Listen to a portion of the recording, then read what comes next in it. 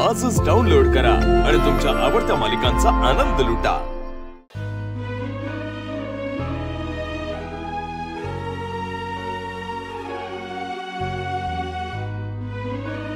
काय तेजू, इकडे का बसलीस? काय नाही दादा, तुला तर माहिती आहे माझ्या मनावरचा भार कमी करायला इथे येऊन बसते मी। माहिती की मला, आणि मला हे पण चांगलंच माहिती की तेजूच्या मनावरचा भार त्याच्या दादाबरोबर बोलल्याशिवाय हलका होणार नाही, आहे ना? काय झालं? दादा, मला हे सगळं झेपल का नाही प्रश्न पडलाय। आई होण्याचा निर्णय मी खूप विचार करून घेतला होता, पण आता असं वाटतंय हे एवढं सोपं नसणार आहे।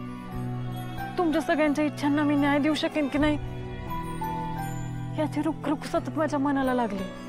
अरे देवा, केवढं मोठं टेन्शन आलंय आमच्या तेजूबाईला। आता हे प्रश्न कसा सुटायचा ग? दादा, तूच असं म्हणल्यावर मला यातनं बाहेर कोण काढणार?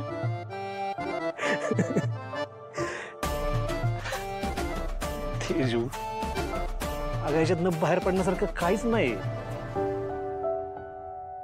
मला सांग, पाण्यातला मासा श्वास कसा घेतो ह्याचा जर तू विचार करत बसलीस तर त्याचं उत्तर तुला मिळणारच नाही। त्यासाठी तुला त्याचा जन्म घ्यावा लागेल ना। तसंच आहे आई पण काय असतं तुला आई झाल्याशिवाय कळणार कसं? आई होण्यासाठी देवानं बाईला तिच्या बाळाबरोबर एक जीवन राहण्यासाठी 9 महिने उगाच दिले नसतात। तर या 9 महिन्यात आई शरीरानं आणि मनानं त्याच्या बाळाची काळजी घ्यायला तिच्या नकळत बी तयार होत असते। तिच्यातली अल्लड मुलगी आहे ना, ती आई होत असते। म्हणून तर हे बाळ जन्मल्यानंतर या 9 महिन्यात ती जे काही शिकले ना ती तिला तिच्या वागण्यात आणायचं असतं। दादा, पण हे सगळं समजायला पण काहीतरी करावं लागत असेल ना? तेजू, गाईला नुकताच जन्मलेल्या त्याच्या वासराला चाटायला सांगायची काय गरज पडते का? ती आपोआप आपल्या आईच्या मायेनं त्या वासराला जवळ करते। आपल्या माणसांचं काय वेगळं आहे? अगं माझ्याकडे बघ, अगं मी पुरुष असून सुद्धा तुम्हाला माया लावू शकलो, तुमची काळजी घेऊ शकलो। अगं मग तुला तर आई म्हणून निसर्गानं मातृत्वाची देणगी दिली।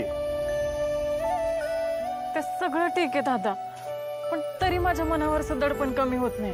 अगं माझी तेजू धीट आहे, हुशार आहे, देखणी आहे, समंजस पण आहे। एवढे सगळे गुण असताना ती का चांगली आई होऊ शकणार नाही सांग बरं? हा तेजू, तुझ्या बाळांना तुझा अभिमान वाटला पाहिजे अशीच आई होणार आहेस, लक्षात ठेव। काय आता चल, या पडलेल्या चेहऱ्यावर हसवान बघू चल, नाहीतर मला रात्रभर झोप येणार नाही बरं का? नाही दादा, मी ठीक आहे आता। बघ, दादाचा विचार आल्यावर तू एका मिनिटात ठीक आहे म्हणलीस का नाही? तू माझी बहीण असलीस तरी प्रत्येक बाईमध्ये हे मातृत्व असतंच, आणि ते आपसूक बाहेर येत। कधी भावासाठी, कधी लेकरांसाठी, कधी वडिलांसाठी। त्यामुळं ना आपल्या आयुष्यात आपल्या आईची जागा दुसरी कोणीच घेऊ शकत नाही।